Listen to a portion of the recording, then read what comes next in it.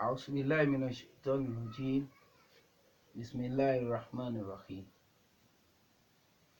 إن الحمد لله نحمده ونستعينه ونستغفره ونعوذ بالله من شرور أنفسنا ومن سيئات أعمالنا من يهده الله فلا مضل له ومن يضلل فلا هادي له وأشهد أن لا إله إلا الله وحده لا شريك له وأشهد أن محمدا عبده ورسوله adáwọ̀pẹ́ fún Ọlọ́run àtọ̀rọ̀ ìkẹ́ àti ìgẹ̀ fún Ànábì wa Muhammad sallallahu alaihi wasallam. Ilé yìí ó máa jẹ́ bí ọ̀rọ̀ ọpẹ́ àti ìbánidúpẹ́ fún Ọlọ́run àti fún gbogbo àwọn ọmọ ìyá wa nínú ẹ̀sìn Islam, pàtàkì jùlọ fún Ustaz wa Muhammad Jamiu Adégúnwà Labaika the Christ, tí Ọlọ́run fi wọ́n ṣe oríire tó pọ̀. Ìwòye àná ni wọ́n ṣe 20th anniversary yìí. Wọ́n invite àwa náà lọ́bẹ̀, kódà aṣọ wọn náà látúndà yìí. Àwa akẹ́kọ̀ọ́ tó pọ̀ ńbẹ̀ púpọ̀. Ẹ̀kọ́ tí wọ́n wá ta kọ́ ńbẹ̀ yìí kò wá yẹ kó jẹ́ pé bẹ́ẹ̀ nìkan ni ó mọ̀, àfi ká tún tàn sí gbogbo ayé, tí ó máa jẹ́ bí ìgbìyànjú fẹ́mi àti fún wọ, nítorí pé ẹni tó ṣe nǹkan lánàá yẹn, he is a model, he is a looking mirror fún gbogbo tó bá fẹ́ ṣe iṣẹ́ Ọlọ́run tí ó ṣe ní àṣeyege. Kọ́lọ́run dákun ilé Ustaz Jamiu àtọ̀nà rẹ̀ ọlọ́mọdé ó bàjẹ́ láíláí. Náà ẹ̀kọ́ tí a mú tí a fẹ́ fọ́n ká sí gbogbo ayé fún àwọn tí wọ́n wò lórí Facebook ni àbí tó tún padà mọ́ lórí YouTube ni àti bẹ́ẹ̀ bẹ́ẹ̀ lọ, òun náà ni ọ̀rọ̀ tí a mú wá láti òde náà. Àwọn àfáà tán bá sọ̀rọ̀, wọ́n sọ̀rọ̀ lórí 2 points. Wọ́n sọ̀rọ̀ fún àwa tá jẹ́ àfáà àti àwa tá jẹ́ olówó, pé ọ̀nà tí a lè náwó wa àti ọ̀nà tá lè gbà ná ìmọ̀ wa tá fi ṣoríire láyé bí àti lọ́run àlìkìyámà, òun ni wọ́n sọ fún èmi àti ẹ̀. Wọ́n ka àyà méjì péré fún wa nínú Qur'an Karim. Ìkan ní Suratul Nisa, Quran 4 verse 95. Ìkejì ní Suratul Qasas, Quran 28 verse 77. Títà àkọ́kọ́ Quran 4 verse 5 verse 95 tí wọ́n kọ́kọ́ kà yẹn, wọ́n jẹ́ kó yé wa níbẹ̀ wípé gbogbo tí a fẹ́ ṣe láyé kí a máa ṣánẹ̀ rẹ̀ sójú ọ̀nà tọ́lọ́run tànábì wa Muhammad. Tá bá tún wá ń ṣánẹ̀ rẹ̀ náà ká mọ̀ yìí tó yẹ pé I need good better best. Good better best ta ní níbi gbogbo nǹkan láyé, bẹ́ẹ̀ náà ló ṣe wà nínú ẹ̀sìn náà fún wọ́n tó fẹ́ ṣe dáwà. Àwọn akóti Quran 4 verse 95 pé Ọlọ́run ọba àlékè ọlá sọ fún wa wípé lóòótọ́ àwọn èèyàn wà tán ṣe tọ́lọ́run, wọ́n ń ṣẹ̀sìn, wọ́n ń pèpè sójú ọ̀nà tọ́lọ́run, àmọ́ nínú ìpèpè wọn ládá tí wọ́n rí ń bẹ̀ táàrí ń bẹ̀ ìkánjù kan lọ. Wọ́n wá fẹ́ jẹ́ kó yà pé ládá ẹni bá ń ṣe jihad bí tàwọn Ustaz Jamiu Adégúnwà yìí, tí wọ́n ń lọ tí wọ́n ń bọ̀, wọ́n fi jọ Ànábì wa Muhammad. Ẹni bá fi jọ Ànábì wa Muhammad bẹ́ẹ̀ ládá rẹ̀ ju àwọn tí wọ́n bá ṣerú ẹ̀ lọ. Àyá Kùránì wọ́n bá wa sọ̀rọ̀ ní pé Bismillahirrahmanirrahim. Ó ní la yastawi al-qa'iduna minal mu'minin ghayru ulil darar wal mujahiduna fi sabilillahi bi amwalihim wa anfusihim. Faddalallahu al-mujahidin bi amwalihim wa anfusihim ala al-qa'idin darajatan wa kullan wa'ada Allahu al-husna wa faddalallahu al-mujahidina ala al-qa'idin ajran azima. Sadaqallahu al-azim. Ẹ̀wọ̀n tí Ọlọ́run ọba àlékè ọlá bá sọ níbí báyìí, ó jẹ́ kó yé èmi àti ẹ, fún wọn tó ń gbọ́ mi àti wọn tó ń wò mí, wípé àwọn tí wọ́n ń ṣiṣẹ́ Ọlọ́run pọ̀ lókè yẹ̀pẹ̀ lóòótọ́. Ẹni ń kírun mùsùlùmí ni, ó wá ń kọ́mọ ní kéwú, iṣẹ́ Ọlọ́run ló ń ṣe. Ó ń ṣe wáàsí nínú mọ́ṣáláṣí, iṣẹ́ Ọlọ́run ló ń ṣe. Àbọ̀ ń ṣe wáàsí ládùúgbò rẹ̀, iṣẹ́ Ọlọ́run ló ń ṣe. Ẹni ṣe jálàbí náà tó fi ń dá àwọn èèyàn lóhùn, tó fi ń ràn àwọn èèyàn lọ́wọ́ láti gbọ́ bùkátà wọn, á ní iṣẹ́ Ọlọ́run náà lòun náà ń ṣe. Gbogbo wọn ni wọ́n ó gbà ládá o. Ọlọ́run ó san ládá fún gbogbo ẹni bá ń ṣe tiẹ̀. Kò sẹ́ni tó bọ́ Ọlọ́run dòwò pọ̀ tí ó pàdánù.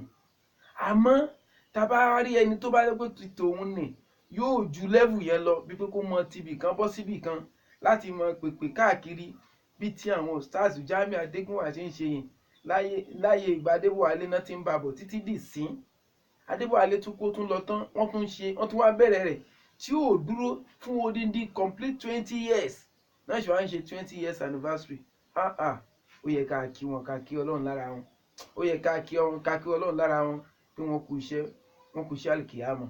Ní ìtó jẹ́ pé irú iṣẹ́ yìí ó wọ́n láti rírú ẹni tí ń ṣe kiri nínú àwọn àfáà lẹ́nu látàrí wàhálà tó wà ńbẹ̀. Kò easy láti ṣe látàrí ìtẹ̀yàn fara kọ́ nínú pé kí ni pains, ṣé towó ni àbí tara ni àbí ti pé mi tẹ̀ ní ráyè láti gbọ́ nǹkan míì ni, pé àfitọ́ Ọlọ́run tànábì náà ń bá kiri. Iṣẹ́ ńlá ni iṣẹ́ yẹn ọmọ ìyá mi. Ọlọ́run wá ń sọ fún mi àti ẹ pé ẹni bá ń ṣerú iṣẹ́ yẹn o, àwọn tó ń kírun ó gba ládá o, àwọn tó ń kọ́mọ́ ń ké ó gba ládá o, ẹni bá yẹn ṣàdúrà náà ó gba ládá o. Àmọ́ ládá wọn Ọlọ́run ní máa gbọ́ o, kò lè ṣe déédé o, kò lè jọra wọn. La yastawi, kò lè jọra wọn sẹ́ẹ̀. Al-Qaidun, àwọn tí ó ń jòkó ńlé náà wọ́n ti ń ṣiṣẹ́ Olúwa tiwọn, wọ́n ti ń ṣe dáwà tiwọn. Minal mu'minin, nínú àwọn tó ń tẹ̀lé Ànábì wa Muhammad sallallahu alaihi wasallam. Àwọn yẹn nì tí wọ́n ń jòkó lébẹ̀ gẹ́ẹ̀rì uli dọ́ràrì, láì jẹ́ pé kí ni o, ara ló ní wọ́n. Láì jẹ́ pé kí ni ara ló ní wọ́n, ilé ni wọ́n wà, wọ́n náà ń ṣe títọ́ Ọlọ́run, wọ́n ń ṣe ìbádà, wọ́n kọ́ ọmọ gẹ́gẹ́ bí mo ṣe wí ni. Àmọ́ wọn kì í jáde nílé, wọ́n ń ṣe jihad láti ilé kan sí ilé kejì, àbí láti àdúgbò sádúgbò kejì, àbí láti state kan sí state kejì, bí ti tàwọn tá ń pè ní tábàwò pé yẹn ṣe jihad, bí tàwọn Ustaz Jamiu Adégúnwà yìí, àwọn tó jẹ́ comparative lecturers, bí wọ́n ṣe ń ṣe káàkiri yẹn. Ọlọ́run sọ pé irú àwọn èèyàn bẹ́ẹ̀ ẹ̀san wọn la yastawi, kò lè ṣe déédé o.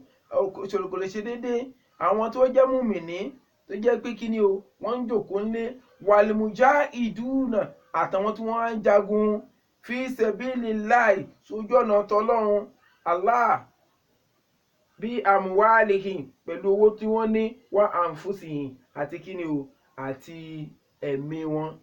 Wọ́n ṣe ní owó tán ní wọ́n ná, wọ́n lọ sí kúlé ní, wọ́n lọ Ìbàdàn lọ́la, wọ́n lọ kíní kan, wọ́n ṣe ń lọ káàkiri nìyẹn.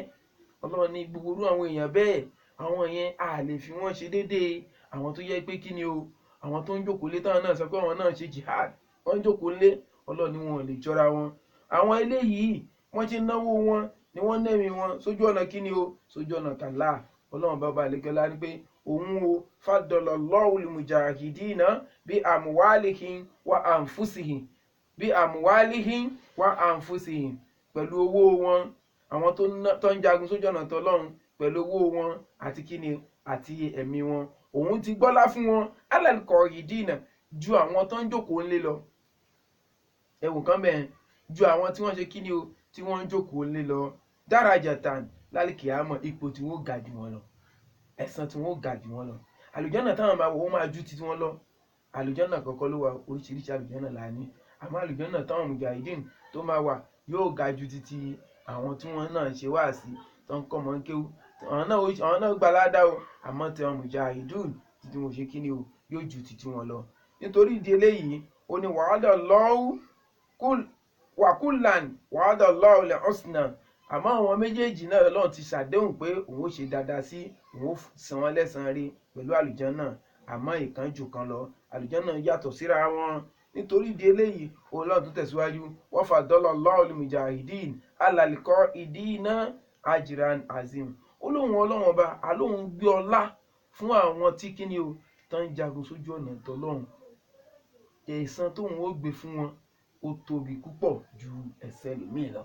Ọmọ ìyá mi àtiwọ́ tó ń gbọ́ mi, àtiwọ́ tó mọ̀ tó padà gbọ́ mi lẹ́yìn ètò yìí, wo oore tọ́lọ́run pléèsì sí kéèyàn máa ṣe jihad káàkiri.